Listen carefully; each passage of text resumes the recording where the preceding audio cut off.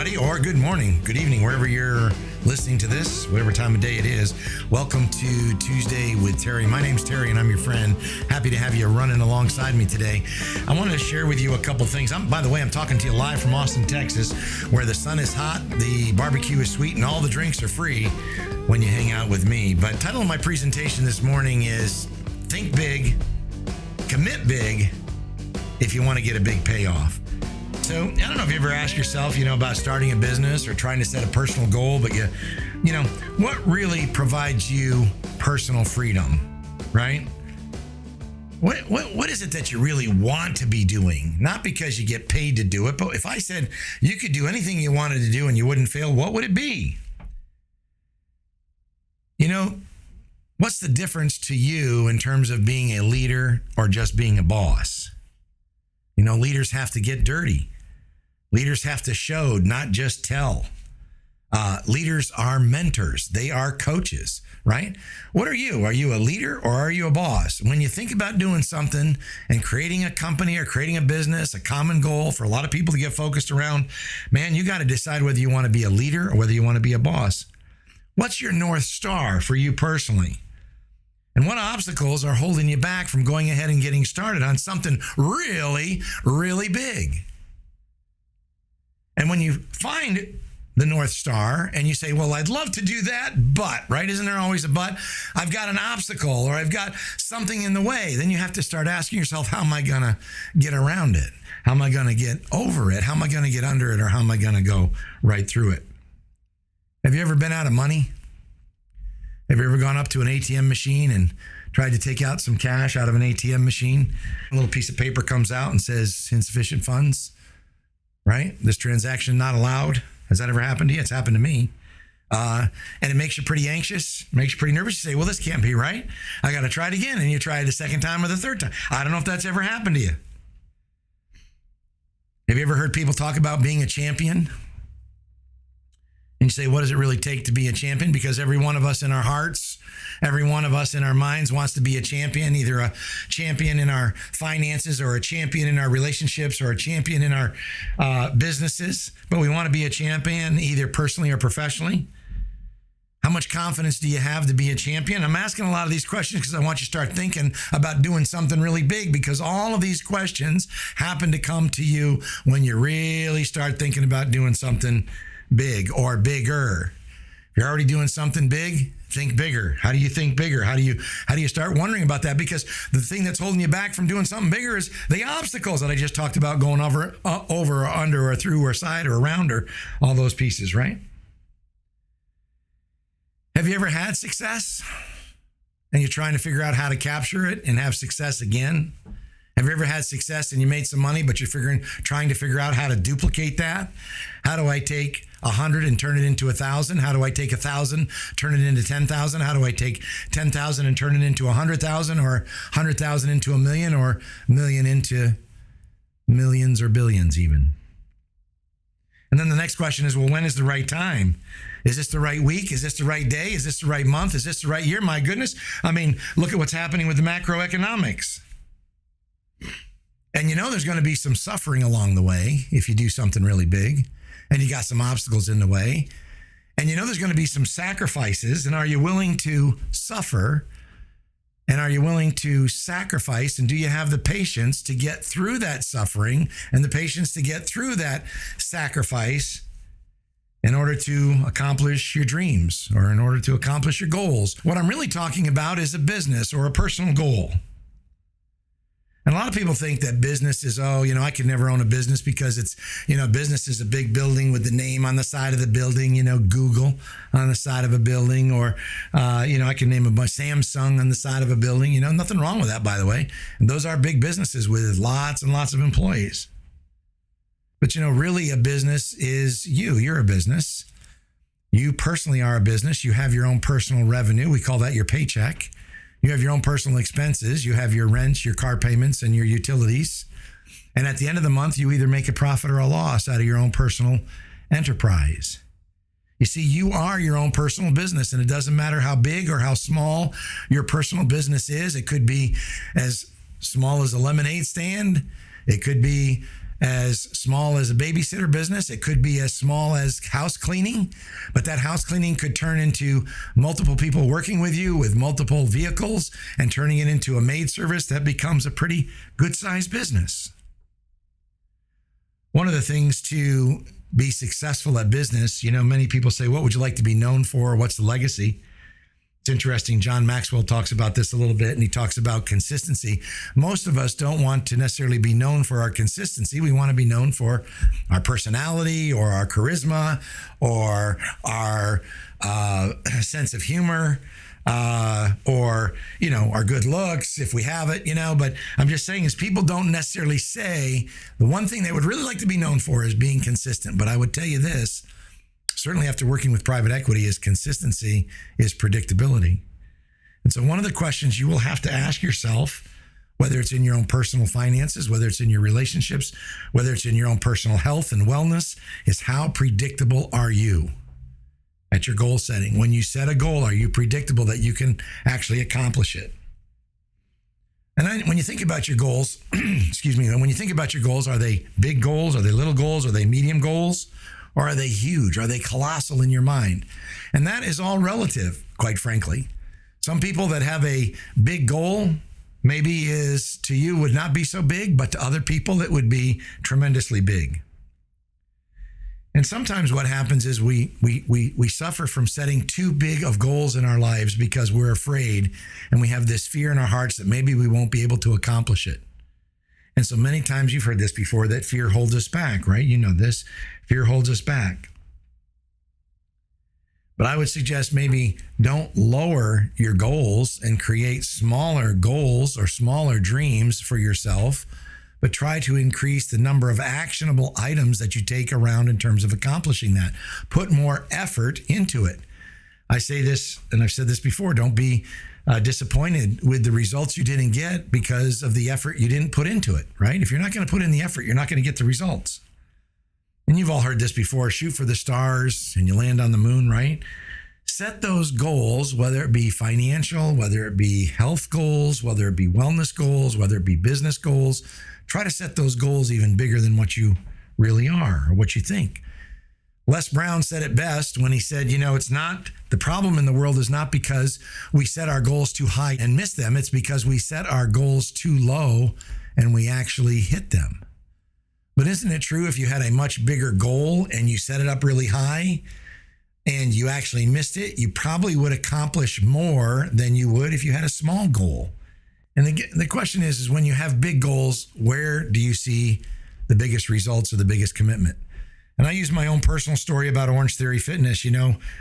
Again, for some people, it probably wasn't a lot, but I took every bit of money that I had, my 401k, all of my investments, and I put it all into Orange Theory Fitness. It was everything that I had. I bet the farm, as they say. I burned the boats and said, I'm going to go into this concept and try to build a business. And in fact, the outcomes were tremendous, but I was all in. The goal was as big as I've ever had. It was everything. And you know that it doesn't have to be $500,000. It doesn't have to be $100,000. But when you have big commitments, many times the payoffs are big, but you've got to have big commitments. So when you think about those big commitments, one of the things you want to ask yourself, if you're going to think bigger, is what really is my motivation? Why am I motivated to do this? And is this really where my passion is? I've had a lot of opportunities in the last 5 years. And I've looked at different businesses and I've seen different decks and sims. And the reality is I'm just not passionate about it. And if I can't get passionate about it, I try not to do it. But I ask myself, if this, then what? If I did this and I was able to achieve, what would the results be? What would the payoff be? And then I have to look at what are some of those obstacles that I have to overcome. And, in a small way, if you're in, for my business here in Orange Theory, we have sales associates and managers, and they go, oh, well, it's COVID, or we're coming out of COVID, or the heat's too hot, or it's raining outside, or they closed the road off. We can't get through for traffic. And they create all of these excuses. What are those obstacles that you're going to have to overcome? Write them down. and start being creative about how you can overcome them. We call that resourcefulness.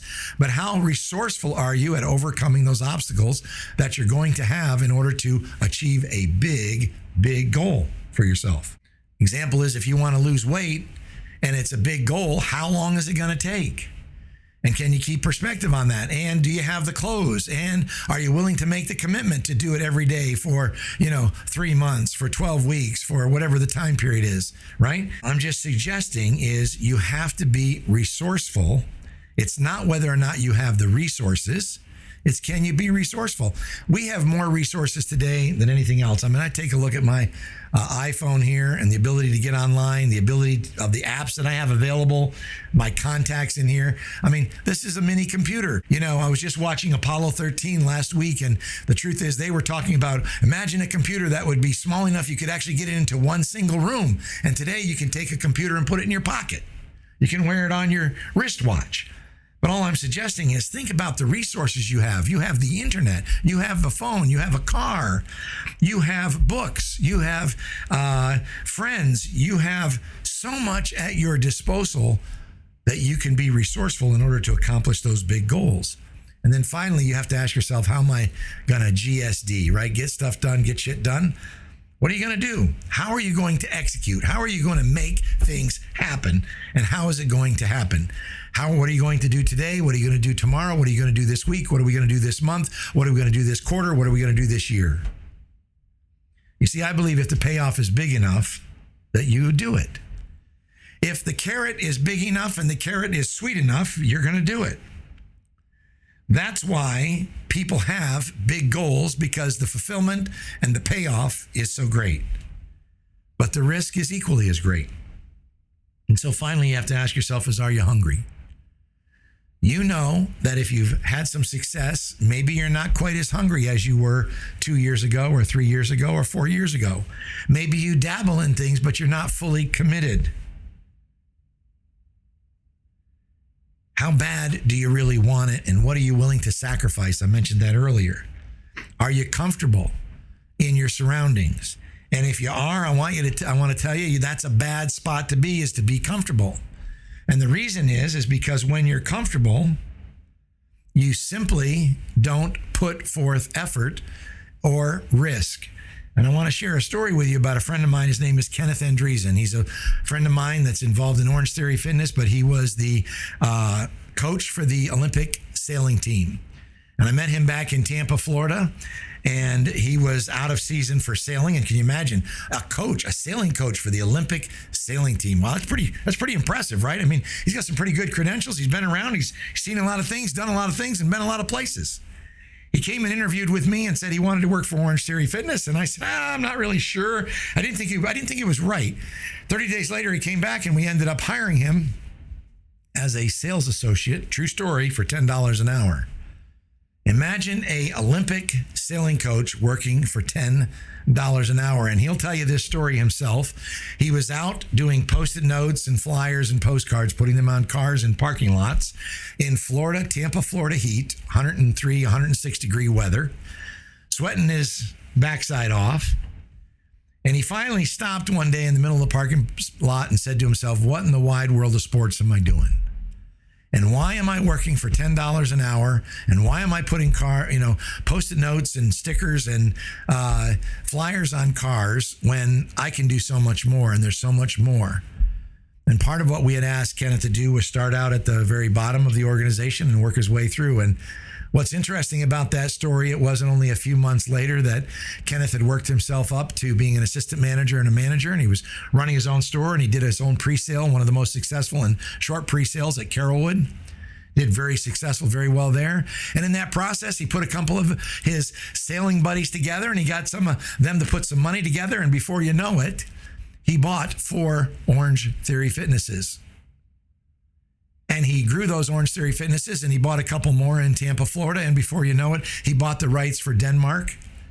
And today, he's a very successful franchisee running multiple businesses in multiple countries simply because he was willing to put in the work. And he got himself out of a situation of being comfortable. He became uncomfortable in the heat. He became uncomfortable with the salary, with the pay. He became uncomfortable with the job. And he knew that if he worked at it long enough and hard enough and he didn't quit, that he could find himself in an ownership situation. And sure enough, that's exactly what happened. See, I would just ask you this question. Do you have it all figured out? Because if you do, you're in trouble. You become a person that's not coachable or that's not teachable if you have it all figured out. Or are you a student of the game? Are you always looking to learn something new? Are you always listening to somebody that's been down that path? Are you always talking to other people in the industry? Are you always talking to other groups that can help you, teach you, mentor you, coach you, and help you to become better? Are you always looking to figure it out? Or have you got it all figured out and you're not coachable? You've heard this before, check your ego at the door. But you need to check your ego at the door. You know, we're all meant to grow. We're all meant to evolve. We all are meant to have bigger goals, bigger commitments, and bigger payoffs. But the question is for you is, are you thinking big enough? And if you're not, is it because you're afraid of failing? Is it because you're afraid you won't make it? Is it because you're concerned that maybe you're not passionate about it? I don't know what the answer is, but you've got to be willing to pay the price. You know, talk is cheap. We all say we're willing to pay the price. Oh, I'll sacrifice. Terry, I'll do whatever it takes. But the reality is not everybody is willing to work the weekends. You know, not everybody is willing to come in at 4 o'clock in the morning. Not everybody is willing to stay until 10 o'clock at night. Not everybody's willing to unload the truck after it gets back. Not everybody is willing to set up early in the morning before everybody gets there.